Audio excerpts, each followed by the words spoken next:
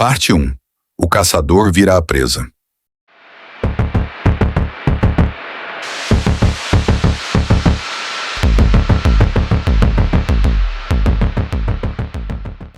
Ryan Buell, fundador da Paranormal State e cético experiente, viveu um inferno pessoal em 2020, ao ser aterrorizado por entidades demoníacas em seu apartamento na Carolina do Norte. Após mudar-se, ele enfrentou batidas rítmicas nas paredes, sons de rosnados e paralisias do sono com marcas físicas de garras, descrevendo a experiência como o pior pesadelo de sua vida. Imagine passar 15 anos da sua vida entrando nos lugares mais sombrios da Terra, encarando o que a maioria das pessoas chama de demônios, apenas para provar que tudo não passava de farsa, vento ou sugestão psicológica. Imagine ser o homem que escreveu o manual de como enfrentar o desconhecido, o especialista cético que a televisão chamava quando o terror parecia real demais. Agora, imagine esse mesmo homem, trancado no próprio quarto, no escuro, implorando pela própria vida enquanto escuta algo arranhar o teto acima de sua cabeça. Isso não é o roteiro de um filme de Hollywood. Isso aconteceu em 2020, na Carolina do Norte, e a vítima foi Ryan Buell, o homem que descobriu, da pior maneira possível, que quando você passa tempo demais olhando para o abismo decide se mudar para o seu apartamento. Para entender o peso do que aconteceu naquele apartamento, precisamos entender quem é Ryan Buell. Ele não era um entusiasta da internet ou um criador de conteúdo em busca de cliques fáceis. Buell foi o fundador da Sociedade de Pesquisa Paranormal da Universidade da Pensilvânia e o rosto por trás de um dos programas de maior sucesso da televisão americana sobre o tema, o Paranormal State. Ele passou mais de uma década desmascarando charlatões, encontrando explicações lógicas para casas supostamente assombradas e isolando ruídos mecânicos que as pessoas juravam ser fantasmas. Ele era o escudo entre as famílias aterrorizadas e o medo do invisível. Ele conhecia cada truque da mente humana e cada fraude da indústria do terror. Mas em 2020, quando o isolamento global forçou o mundo a se fechar entre quatro paredes, Ryan decidiu recomeçar a sua vida em um novo apartamento na Carolina do Norte. Ele buscava silêncio, paz e um espaço para escrever. Ele encontrou um sepulcro. Nas primeiras 48 horas após desencaixotar suas coisas, o ambiente parecia absolutamente normal. Era um apartamento comum, com paredes claras, grandes janelas e o cheiro característico de tinta nova. Mas o silêncio que Ryan tanto buscava começou a se transformar em uma pressão incômoda nos canais auditivos. Não era apenas a ausência de som, era a sensação de que o ar dentro do imóvel estava se tornando mais denso, como se a atmosfera estivesse sendo sugada para fora. No terceiro dia, o primeiro sinal físico se manifestou. Não foi uma aparição, nem um objeto voando, mas sim o som. 3 batidas secas, ritmadas, vindas de dentro da parede da cabeceira de sua cama. Toque, toque, toque. Qualquer pessoa comum pensaria em canos velhos ou na vibração do vizinho. Mas Ryan Buell não era uma pessoa comum. Ele congelou no mesmo instante porque conhecia perfeitamente o significado daquela assinatura matemática. Na demonologia clássica, os fenômenos de opressão espiritual raramente começam com violência explícita. Eles começam com escárnio. 3 batidas consecutivas são conhecidas pelos investigadores mais experientes como o deboche da Trindade, uma zombaria direta ao sagrado. Ryan tentou aplicar seu próprio protocolo de checagem. Ele levantou, bateu na parede de volta, procurou por tubulações de água próximas e verificou a estrutura do prédio. Nada justificava aquele som localizado. Nas noites seguintes, as batidas deixaram de ser um evento isolado e passaram a seguir Ryan pelos cômodos. Se ele estava na cozinha, as 3 batidas ecoavam no armário de metal. Se ele ia para a sala, o som vinha debaixo do piso de madeira. Era um jogo psicológico de rastreamento. A entidade não estava apenas habitando o espaço. Ela estava avisando a Ryan que sabia exatamente onde ele estava a cada segundo. O isolamento do apartamento começou a cobrar seu preço. A temperatura no quarto de Ryan começou a despencar inexplicavelmente durante a madrugada, atingindo níveis congelantes que faziam sua respiração formar fumaça no ar, enquanto o termostato digital do corredor insistia que a casa permanecia a confortáveis 22 graus. Foi então que os distúrbios do sono começaram.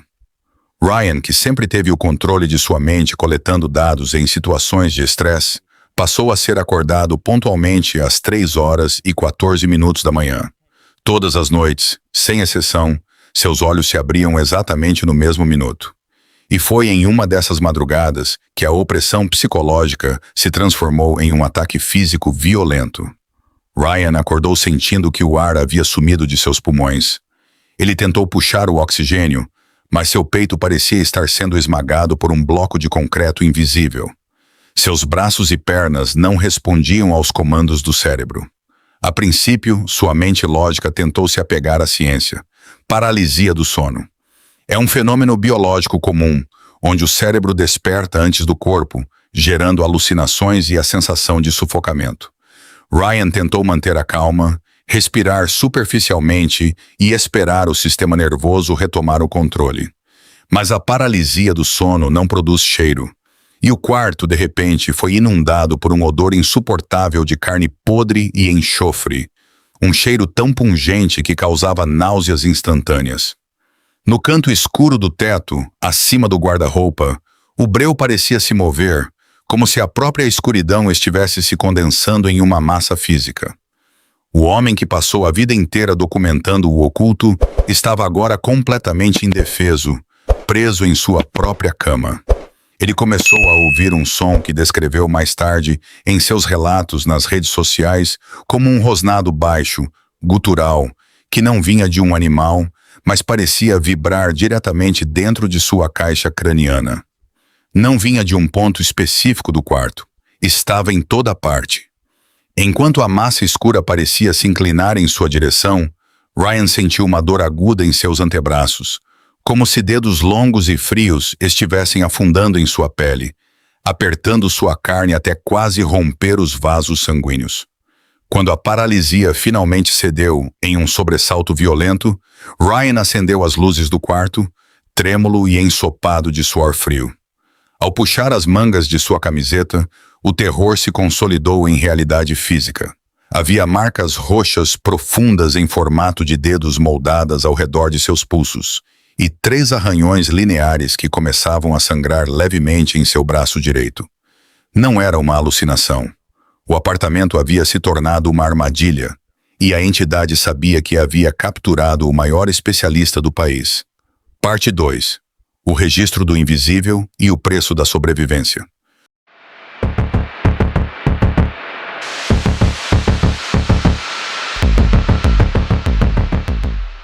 Com as marcas de dedos cravadas na pele e o sangue escorrendo dos 3 arranhões em seu braço direito, o ceticismo de Ryan Buell foi completamente aniquilado.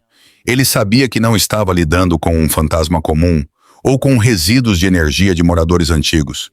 O padrão de ataque, o odor sulfúrico e o deboche matemático das 3 batidas apontavam para algo muito mais destrutivo, uma opressão de natureza demoníaca. O homem que passou 15 anos recomendando que as famílias mantivessem a calma e buscassem ajuda profissional, viu-se completamente isolado, consumido por um medo primitivo que ele nunca imaginou que sentiria. Ele estava vivendo o que chamou de um puro instinto de morte.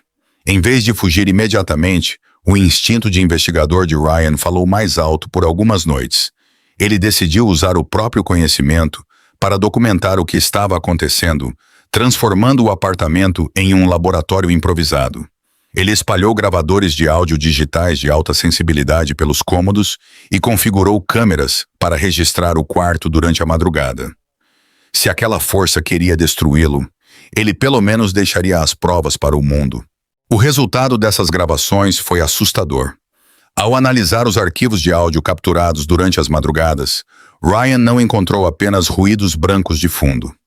Ele gravou rosnados nítidos, cliques estalados que pareciam se mover pelo teto E o pior de tudo, sussurros incompreensíveis em uma frequência tão baixa que faziam os alto-falantes do computador vibrarem. Em um dos áudios mais perturbadores que ele mencionou em suas redes sociais, uma voz arrastada parecia repetir seu nome, sílaba por sílaba, no meio do silêncio absoluto. A resposta da entidade à tentativa de documentação de Ryan foi imediata e violenta. O jogo psicológico acabou e o ataque tornou-se físico e constante. Os objetos dentro do apartamento começaram a quebrar sozinhos sem nenhuma explicação. Copos de vidro explodiam na bancada da cozinha enquanto Ryan estava na sala. Portas de armários que haviam sido trancadas com chave eram encontradas escancaradas pela manhã, com os objetos internos jogados no chão de cabeça para baixo. O ar dentro do imóvel tornou-se permanentemente gelado e pesado, a ponto de Ryan sentir dificuldade física para respirar mesmo durante o dia. A sensação de estar sendo observado era tão intensa que ele não conseguia mais dar as costas para os cantos escuros dos cômodos. Ele estava sendo caçado dentro da própria casa por uma força que se alimentava diretamente do seu desespero e da sua exaustão física. O ápice do terror aconteceu poucas semanas após o início dos fenômenos. Ryan não conseguia dormir há dias, sustentando-se à base de pânico e café, com os olhos fundos e o corpo debilitado. Durante a madrugada, ao tentar deitar-se na sala para evitar o quarto, ele testemunhou o que chamou de manifestação total da opressão. As luzes da sala começaram a piscar violentamente até queimarem por completo, deixando o apartamento em uma escuridão absoluta. Foi quando ele ouviu o som de garras pesadas arranhando o piso de madeira, vindo da direção do corredor e avançando lentamente em sua direção. O cheiro de podridão ficou tão forte que Ryan começou a sufocar e vomitar. Ele tentou alcançar a porta de saída, mas uma força invisível empurrou seu corpo contra a parede com tanta violência que ele perdeu o fôlego. Naquele momento, no breu daquela sala, ele percebeu que se ficasse mais uma noite ali, ele não sairia vivo. Sem malas, sem pertences e sem olhar para trás, Ryan Buell abriu a porta do apartamento e correu para o seu carro no meio da madrugada.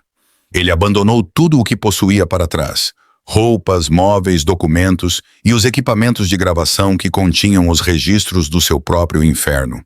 Ele usou suas redes sociais em 2020 para fazer um alerta desesperado ao público, detalhando o horror que viveu e explicando que após passar a vida inteira investigando o sobrenatural, ele finalmente entendeu o verdadeiro significado do pânico absoluto. O caso de Ryan Buell permanece como um dos avisos mais sombrios da história da investigação paranormal moderna. Ele provou que o conhecimento técnico e o ceticismo científico não passam de ilusões quando você se torna o alvo de algo que não pertence a este mundo. O News Web Doc de hoje trouxe à tona o arquivo oculto de Ryan Buell, o maior caçador de farsas dos Estados Unidos, que em 2020 foi trancado em seu próprio apartamento por uma força invisível. Este não é um caso de terror comum, é um registro documental de sobrevivência. Se você achava que demônios eram apenas histórias, prepare-se para o que os relatórios oficiais esconderam de você. Casos documentados como este exigem uma investigação profunda. Se você busca a verdade por trás dos mistérios que a mídia tradicional tenta ignorar, faça parte do News Web Doc. Deixe o seu gostei e inscreva-se no canal agora mesmo para não perder os próximos arquivos confidenciais que estamos prestes a abrir. Ative o sininho, porque o algoritmo nem sempre quer que você veja este tipo de conteúdo.